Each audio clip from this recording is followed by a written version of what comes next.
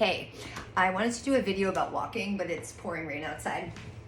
So let's talk about walking outside while I'm inside. And I was thinking about all my clients that have to spend a lot of their day sitting for work. When that happens, we tend to have tension and gripping in the hip flexor muscles because they're tired and overworked trying to hold us up in the sitting position.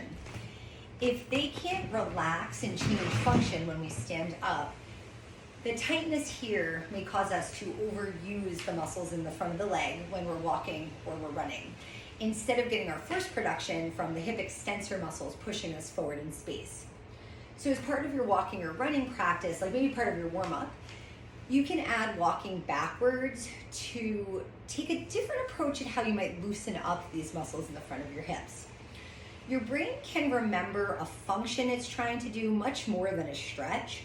So if you walk backwards where your hip joint has to go through the extension range of motion to create movement, your brain might be more willing to let those muscles relax and lengthen to do the function.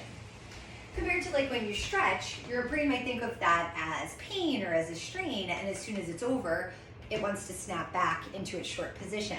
But instead, if I'm just feeling for the ground, right, making sure it's safe to step on, because I can't see where I'm going, just feeling my way through that, even if it's just for like 10 or 20 yards as part of your warm-up, will at least change that protective mechanism where your brain's got those muscles gripping and holding on to you for dear life. And then hopefully when you go to your normal walking practice or running practice, you'll have a more free swing of your legs. Give it a try.